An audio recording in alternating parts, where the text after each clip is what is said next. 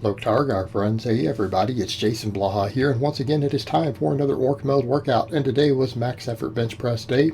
It's a quick reminder for those of you who watch these videos, please click like down below, help me keep the likes higher than the dislikes. We know based upon performance last week, my delts are now enormously weak after having rehabbed my shoulders. I'm at a point now where I'm not in pain on a daily basis, and I have mobility of my shoulder back. And mobility still isn't wonderful, but I may never have amazing shoulder mobility. I just might not. And so I'll keep working at it. And I noticed that even when I did the overhead presses today. You know, people will say stuff like, why don't you lock out? I'm like, that's my lockout if I hang with 100 pounds of plates from a pull-up bar. That is my lockout overhead. That's it. And I do mobility work. It used to be worse. But let's get over to the bench. I chose a bench that I knew would be severely limited by my front delts. Okay. And that's the Buffalo bar with a wide grip. Now, someone said, oh man, you've lost a lot of strength. No, I haven't. I probably could have got a PR if I hadn't made a 20-pound jump. My lifetime best on this lift with this grip, like a wide grip at this bar, is 107. So I got a 102 right here, really easy. It just shot right up. And the lockout was smooth, right? We didn't see the tricep weakness. It's because I've been doing tons and tons of tricep work, and I'm going to continue to do tons of tricep work to make sure my triceps stay ahead. But we saw on this one, it was delt. Like, I felt my delts really light up on those, even the eccentric reps. And it's letting me know that, you know, it's like the muscle in the joint and everything is saying, look, I mean, we're largely rehabbed, but there's been a lot of atrophy throughout a lot of the musculature in there. So we're going to work on it. And as you guys saw here, I got down, controlled the eccentric, and then tried to explode it off my chest, got a little bit off, and it stuck. Now, where that stuck to me indicates front delt. Okay, definitely delt. Because I got it started, and then right there, bam. But I got a good pop out of the bottom, and normally I'm really slow off the bottom on wide grip, so that was surprising. And I've also had someone say in the comments, why are your eccentrics so slow? I've been discussing that for like 37 years on YouTube. I'm working on trying to get faster again. I'm hoping the speed bench will help. That is really fast for me. I used to be twice that speed, right, as far as that slowness. So it's always first reps are like that for me. That's as fast as I can go. And sometimes it's even with weights that are 60 or 70% of my max. That's just, I can't do it for some reason. Unless I have bands jerk me down. But floor press, we got PR. In fact, we got back today to doing the weight I was doing last time I was doing 10s on the floor press, right? Before I got to that big close grip PR. So we know my pec strength is now back where at least where it was for the 352 close grip for the Buffalo bar. We need the pec strength stronger because I need to get stronger at wide grip. So I need more pec, but I need a lot more front delt. But we're going to keep doing the floor presses because the floor presses helped build the other one before, and since I'm doing it with a fairly wide grip, that'll help with my wide grip pressing, which I need. I need to get good at close grip and wide grip. We need to shore up all the weak links. We need to be good at everything, just like we discussed that with the sumo and conventional deadlift. Different lift here, so the carryovers are not the same, because we're dealing with totally different joints and distribution through the body. But the idea is the same, that we want to be strong at both. They represent different muscle disparities. But we got that today, and I think I only got 9 on the final rep, but this is 235 for 2 sets of 10, then a set of 9. I'm happy with that. I don't really want to go lower than that on reps, so I'm going to try to work with this weight and see if we can increase reps. But even though I missed that max, I came in and did these. But I did definitely feel a little bit of front delt tenderness. Like, it's not the pain I had been getting before. And again, for people who don't understand the injury, it was pull-ups. We've been discussing it a long time. There's a reason I don't advocate or discuss chin-ups or pull-ups anymore as a strength standard. I found that for me, I got hurt on them. Okay? And it didn't stop me from training, but we certainly saw some setbacks on the upper body. The only upside is that I've been able to train arms and rear delts and all that other stuff a lot more. because those needed work and they still need a lot of work. But I've got to rebuild that. And, you know, so people will say, well, how are you going to rebuild it? It's like, well, muscle memory, guys. It's muscle memory. And when we see how bad my overhead pressing is, it becomes clear how much my strengths have differed there. Why do I say that? Well, because when I was hitting this sort of floor press before, what was I overhead pressing? Probably, I think, like 135 or 140 for 10 sets of 10. Okay. Today we worked with 95 pounds. And it was challenging. But I'm focusing on being super strict. And I did my normal current main tricep movement, which is close grip with chains for high reps. 3 sets of 15. This weight has been challenging because I'm always hitting PRs on the floor press and stuff first, so I'm more and more fatigued by the time I get to it. So it stayed constant for the past couple weeks, but I feel like it really does what I need it to do. So if anything, if I try to add more, it might be just add more chain for more tricep. But, you know, when I look at what can I do for triceps, because I'm doing the band work, I don't need more single joint stuff. I don't need any of that right now. I'm doing tons of band work for the triceps. I'm like, well, let's just do something that's going to have great bench carry over to my bench lockouts. Close grip bench against chains, and doing it as a hypertrophy movement for really high reps. Okay? Build the triceps in a way that will carry over to the bench very effectively. So that's the idea, right? And as I get fatigued, you guys notice I start doing pauses on the chest with these because it's all touch and go. Then I pause and drive up. And I'm trying to be explosive with those last couple. So it's like I go ahead and just drive hard so that I can lock hard. And again, this is pretty much a standard movement for me now as of this block. So nothing else really special to say on it other than it lets me practice setting up an arch better, focus on getting tight, squeezing the bar tight, all those things. That was kind of one of the things I'm like, should I throw in a dip here? But it's like, no, this is going to give me more proficiency on my benching and stuff, right? Because we're practicing setting up. Even though we could argue that a dip would probably give me, you know, similar muscle activation for what I want. And the other thing with this is like I still need more chest and front delt. So I'm trying to not pick a small movement, and I'm picking stuff that's going to be easy on my elbows. Because these days everything is about easy on the elbows, easy on the shoulders, while still maximizing stimulation. So even all my squatting for a while is going to be with bars that are easy on my shoulders as I rebuild my shoulders up for the benching. All right? And we're actually focusing on all 3 lifts. So people are like, what are we specializing in? Technically, I'm putting a lot of effort into all this stuff for all 3 lifts, all the weak links.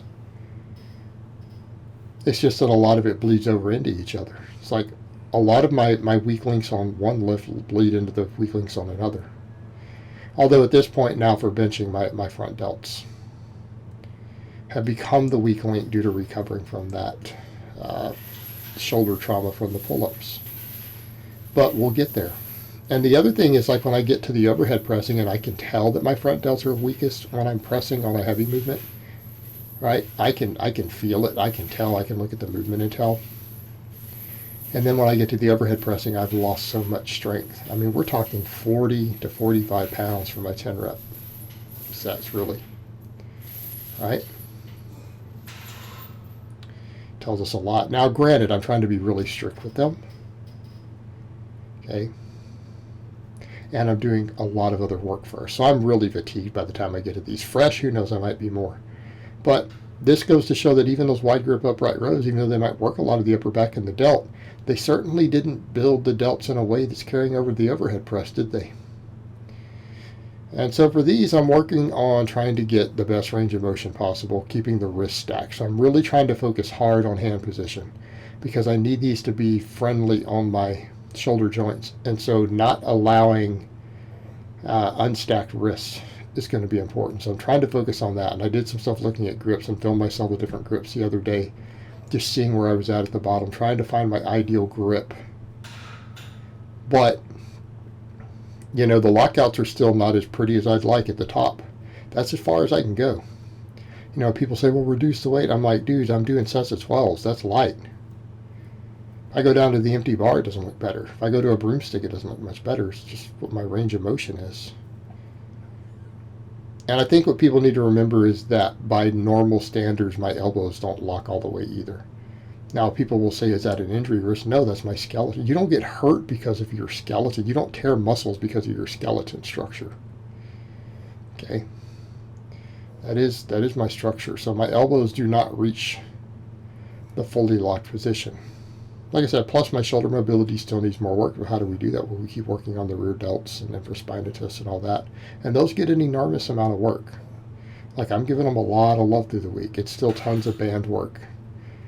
Tons of different mobility stretches and stuff for my shoulders. But, you know, that's been a weak link for a while. But these were hard. And I know people are going to say, wow, Jason, I mean, you used to strict press 225 straight up. Yep. You were doing sets of 10 with 135 plus. Yep. This year. Before my best bench PR. So I'm going to have to rebuild it. But that's going to be the thing. How do I rebuild it? Well, I'll rebuild it with overhead pressing and doing laterals and stuff.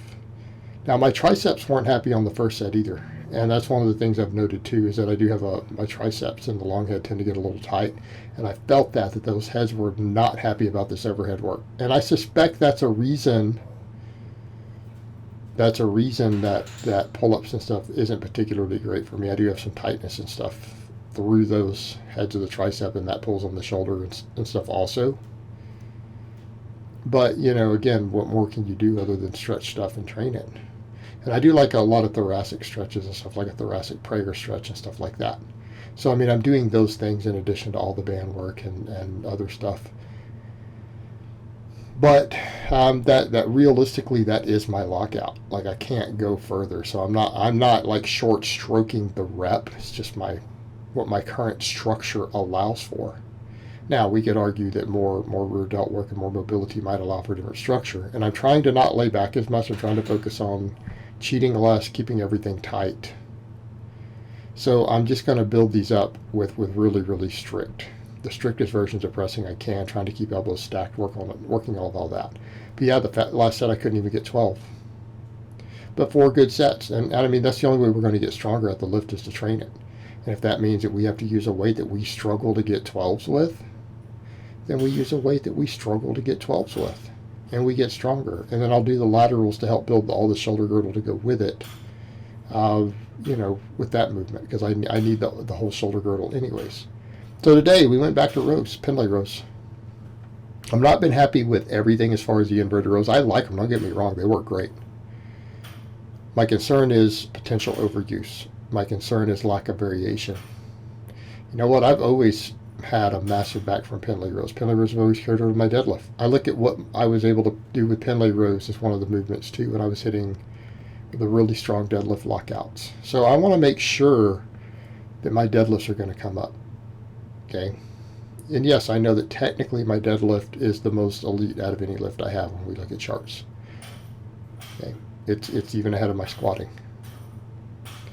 So why do I care? Because I want it to keep getting better. And I feel like as long as my low back can handle the Pendley rows, we'll do the Pendley rows, just like we'll do the standing press. I'm just going to keep them light, and we keep them super strict. If I cheat any, it's the last few reps. It's past the 10 rep mark. So I'm focusing on just starting with a weight I can handle sets of 15, but I'm having to rest pause these. So this technically is exceeding my strict 15 rep max. But I did 5 sets, and on some of them I had to really rest pause it out. Like, as I started going, I had to start taking longer breaks. I tried to do it with really short breaks at first, and I was just fatiguing. But I felt my lats, I felt my biceps. In fact, my biceps got a lot more work than I felt on the inverted rows lately. In addition to the back got like a really, really good pump, my lats did. So we know everything is working. And that's the whole thing, that we keep it super strict. And again, I want to have some variation. So what's going to be my variation with this? Well, I've got other bars. But my other thing is I can do bands, I can do chains. Right, I hope should have my rack upgrade soon, knock on wood. It'll be easier to just strap bands over and do them in the rack. So I can do light bands, I can do light chains. That gives me exercise variation even if I want to stick with just this bar. Okay, but I need to be able to rotate through movements. Like, I can't keep it, I've got to avoid adapting there. Okay, I've got to avoid adapting. We've got to keep some novel training response in there. And it's hard to get that with the inverted rows. I mean, I could add weights. I could probably lay chains across myself. This is a more elegant solution. The main thing is, again, just making sure my low back can handle it. But you know what? I was setting deadlift PRs doing these on pretty much every day for a while. So I think if I come in and just focus on quality sets on them, my low back will handle it. I got up back above 600 deadlift originally doing that. No issues. Especially with the reverse hyper and stuff to work with. I think it'll be fine. And it'll probably give me a little bit better deadlift carryover. So I think they'll be okay. I think they'll be okay. Run with them for a while. The main thing, though, is doing all my band pull-aparts, working my upper back. And that's where, again, we'll do the laterals, do band pull-aparts, do overhead pressing. I may work some shrugs back in on my lower body days. Again, for very high reps with no straps so that I can get extra grip work.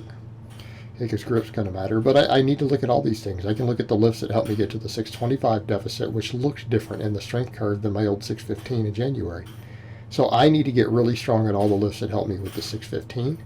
I need to stay strong and continue to get stronger at the lifts that help me get to that 625 deficit, because my weak links were different on those. So if we get stronger at the weak links across the board for the two different big PRs, okay, the whole lift goes up. So here's my solution to dumbbells. I gave up trying to deal with fine with dumbbells, and I may not even bother. What am I going to do with dumbbells? Do rows, do chest presses. I got so many different bars to chest press with.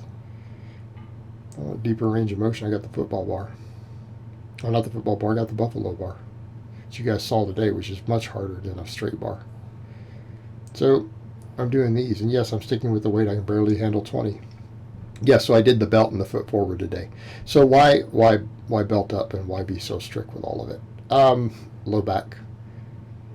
Okay, because if I'm going to be doing all these standing movements again, I cannot afford any low back fatigue or cramping. So it's going to include curls, laterals, whatever. I need to remind myself to keep the core tight. Got to keep the core tight to, again, protect the low back for now. Mainly because, like for tomorrow, for example, I've got a max deadlift, and I'm probably going to max deadlift every 2 weeks. And I'm training so much back work, I need to make sure I don't have any real stress on it from a lot of these standing movements, because a lot of these movements are great. Okay, they bring a lot to the table. So by belting up and remembering to contract my abs, again, we keep that fatigue lower. We recover better. Plus, we can get into the whole bracing your core against the belt and neuromuscular efficiency. All right? We all know that's a benefit. We could all stand to use more. So we did these again. And I think on the final set, though, I couldn't get 20. I think I got to about 15 and hit failure. So I got 4 sets of 20. And this is pretty similar to the same weight I was using the strap with the plate. But again, these Farmer's Wax handles, my little Titan mini Farmer's Wax handles, they work for some movements as dumbbells. I was hoping even I could do like some almost seal type rows on an incline with them, but they're just too long once you put big plates on. They work for this, so they'll work for laterals. Great, because I need that. We need the lateral raises, and hopefully these do better, because you know what, the wide grip upright rows didn't even help retain my overhead press. They didn't even retain it. So as much as they're maybe a great exercise for a lot of the shoulder girdle, they certainly didn't give me the strength that I need. So we'll go with something even more elegant, easier to recover from, the laterals. You know what, and if laterals doing up 5 sets twice a week on this doesn't get all the shoulder caught up, then nothing will, really. So again, we're going to focus on overhead pressing, doing the laterals, all the extra rear delt work with the bands, which I need for shoulder balance and for injury prevention and rehab anyways. But I mean, this pretty much effectively hits everything. It hits everything. So it's all being worked. I think particularly with all the safety bar work I'm doing to make sure we get the T-spine and all that mid-trap and everything. Again, I'm just trying to make sure that I completely develop my whole upper back and shoulders. Like, those are things that are still holding me back on some of my lifts. Okay, we know they are. We know they are. If I can build all that up, I'm going to be a lot stronger. I'm going to be better at squatting, be better at benching. Arguably deadlift. I don't know that it'll matter that much for my deadlift these days. Honestly, if I just keep building everything that I've been building and get my grip caught back up again, deadlifting will be fine. And as a lot of people pointed out, like you're pulling with a stiff bar. Okay, a deadlift bar is thinner, whippier, with more aggressive knurling. It's a lot easier to grip. Okay, you can grip more weight on a deadlift bar than you can with the stiff bar I'm using, just from the grip perspective. Then you got the whip. Some guys don't get anything out of it. Some guys get up to 50 pounds. I've seen some calculations showing 2.8% on average. This is actually a really good article. So then we did our straight bar curls. These were a little hard today. Like, I realized my biceps got really hammered on those Pendleys. They're not used to the Pendley row again. So my biceps were just lit. Like, these were hard to do, all these. I had to rest pause reps. But it's something just to finish the biceps off. They're a good movement. If I'm having to do 3 sets, which are basically to failure, because if I'm having to rest pause several reps, I mean, we've reached pretty much failure. And I had to rest pause all those Pendleys, and I think that's what it was. Because I had to rest pause to finish my target reps with that weight on the Pendleys, I think the extra bicep fatigue really kicked in. So by the time we get to the curls, they're tough. And yes, I'm using a ridiculously lightweight for sets of 15s. But I'm hitting failure, and the biceps were getting a pump. They hurt. What more do you want? Okay. Again, going strict, using a belt to contract against. Being very strict with them, minimal cheating, you know. Again, build the biceps up. Because I need it for a number of reasons. And again, if they help me with my rows, great. They'll probably help me with my bench stability, and I need them to be tear resistant on the deadlift. That's another reason I'm trying to lock at the bottom. You guys notice that? I want to build those tendons up to be resistant to tearing on the deadlift. It's important. But good workout. Again, everything's moving forward the best that we can expect. So I hope it has been informative, and I will talk to you guys next time.